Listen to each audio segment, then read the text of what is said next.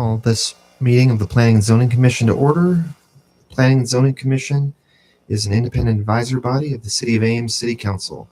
Planning and Zoning Commission members are volunteers of the community and not part of the city administration. The Planning and Zoning Commission is supported by staff from the city's planning division.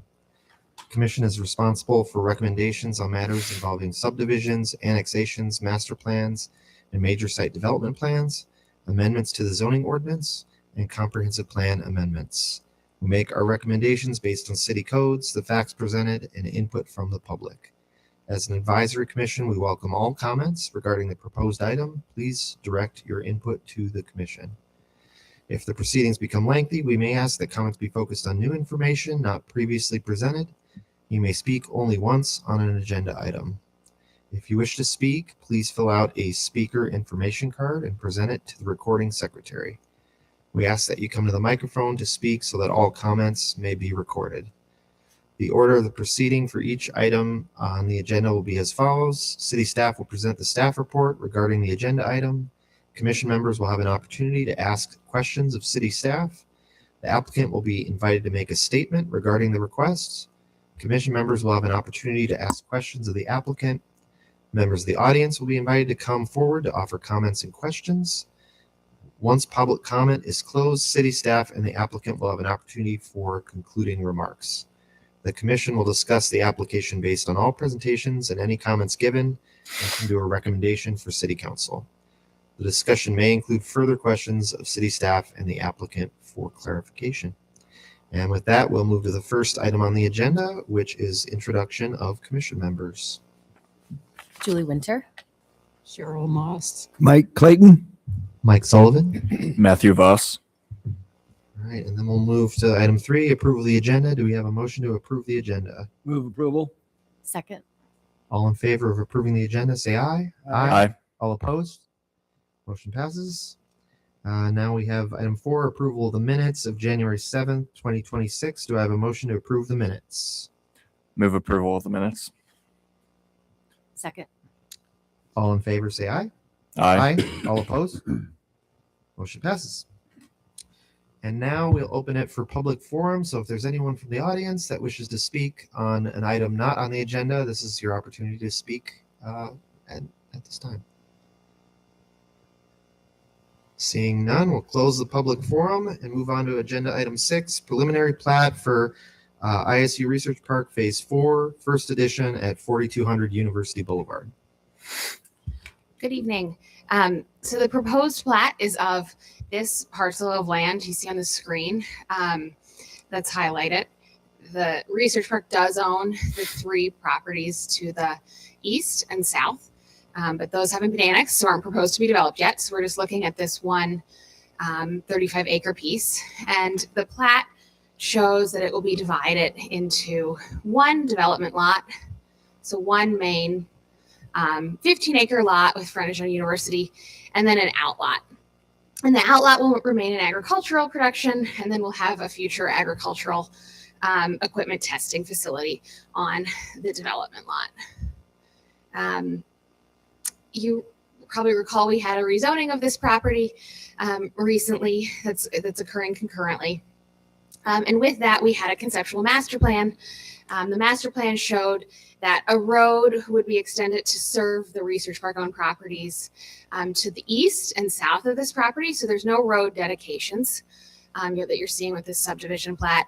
With the master plan, we also determined that we would look at utility extension with this plat. So with utilities, water and sewer will be extended from the north.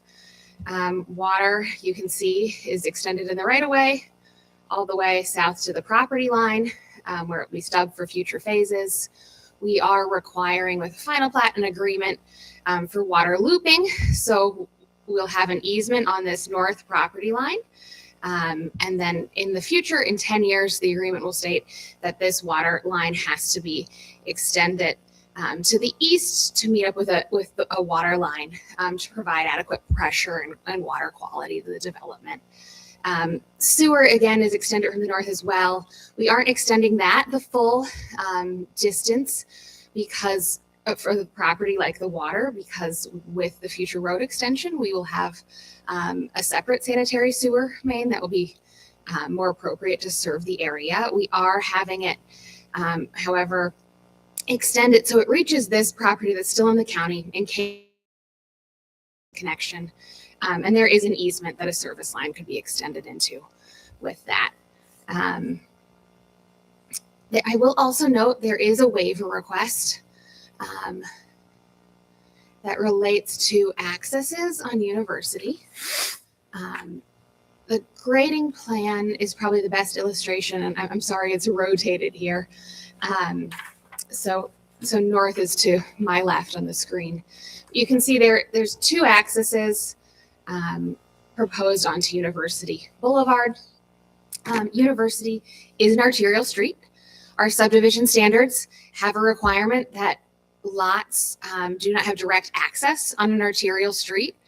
Typically, this is for a residential subdivision, commercial subdivision, where you might have more smaller lots, so you don't have a lot of accesses onto a arterial street. Instead, you might have a frontage road or a shared access. And so in this case, the waiver request is based on just the sheer size of the parcel. It's not really an appropriate standard for this development lot that has about 1,200 linear feet of frontage. And they're requesting a second access, and we're supporting that waiver request as well. We had our traffic engineer review it, and it does meet statewide urban design standards for appropriate spacing, so it is safe. And there was a traffic study completed as well that shows we don't need any further turn lanes or other improvements. So again, staff is supporting those waiver requests. And overall, we found that it meets the requirements of our subdivision code with utilities and lot layout and the stormwater plan. And so we're recommending approval with the waiver for multiple access points and the agreement for completing the water main looping that will be provided with final planning. I'm happy to take any questions.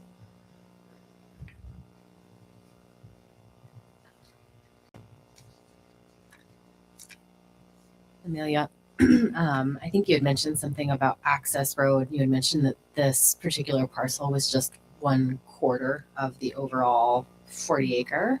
Could you just walk me through what the plans are, what the expectation is from the city side, and then how the plans are laying that out? Or So this is the previous master plan that you saw. I don't want a free trial. 1 second. Okay. So as you can see, this quarter section is the one that's being platted. I'm circling. The research park owns the adjacent properties.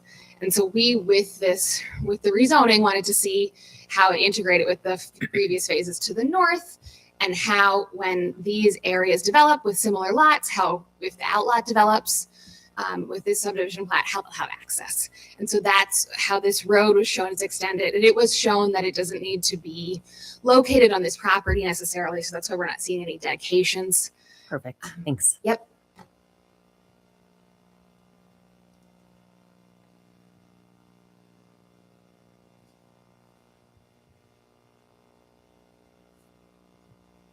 Those accesses off of University, I know with agricultural, or if this is going to be agricultural testing, are we expecting there will be equipment coming into those access points? I think there could be. The applicant could probably better speak to that.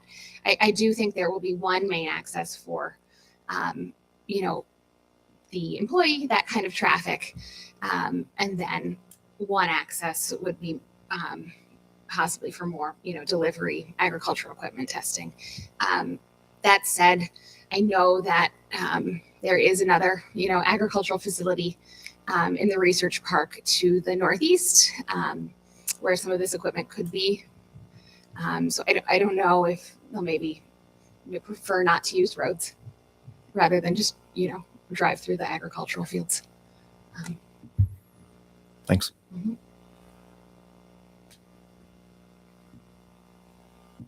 You noted that the spacing of the two entrances to the property are meet standards. What about the distance between the north access and the access to the farmstead that's just on the north there? Yes, I believe that because the farmstead access was existing, there wasn't a specific standard that was required.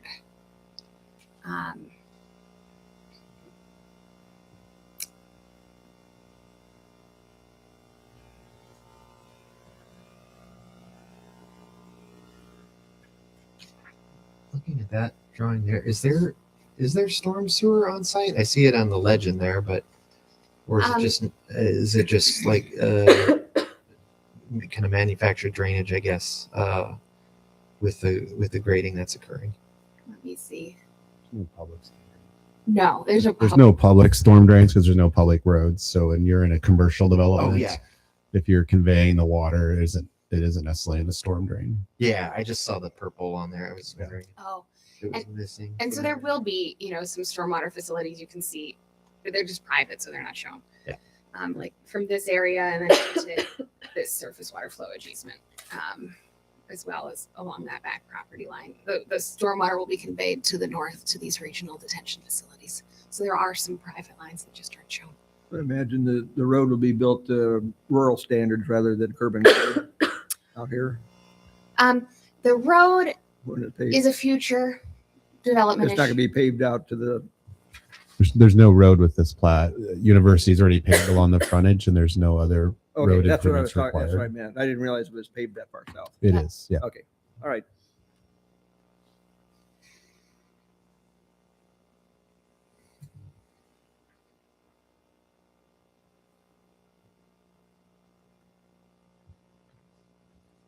Did I hear you right that the sanitary sewer there, it's just being installed now, but the water main will wait until it's extended east? So the water main will be extended south with this development, Right. but we'll have an agreement that if a second water main will be extended east within 10 years to complete the looping.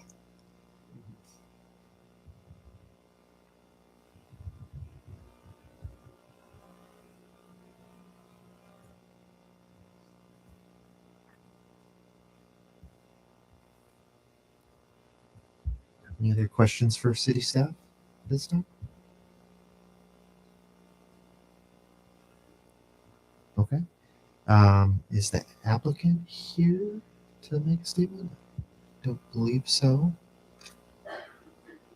Okay. If the applicant's not here, then we'll move on.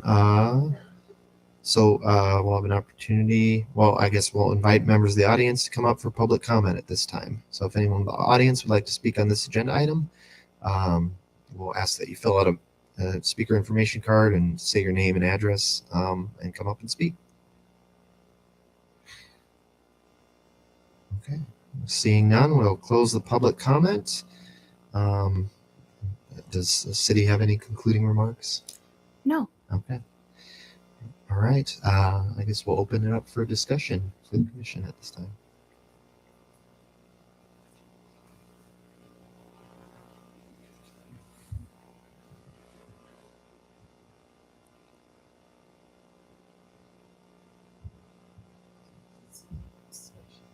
Do you have any items to discuss? No. At this time? Okay. Do we have a motion?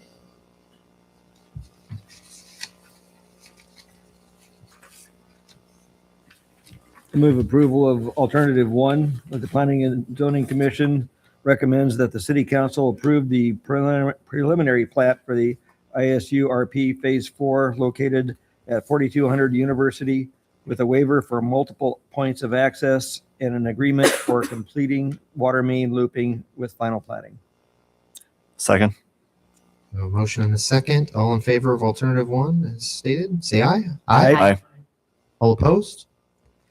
Motion passes. Thank you. Now we'll move on to commission comments.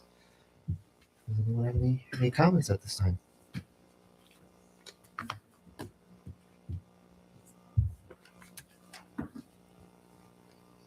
All right. Seeing none. Any staff comments? So our next meeting, which is the first one in February, if you remember, traditionally we're displaced from here and we're scheduled for 1:35. We try to avoid having that meeting if at all possible, but it's still possible right now. We just will be down in 1:35 if we have that meeting, just to give you a heads up when that comes. We won't know for another week for sure about whether that's happening. All right. Thank you, Kelly. All right. That's all the items on the agenda. Do we have a motion to adjourn? Move adjournment. Second. We're adjourned.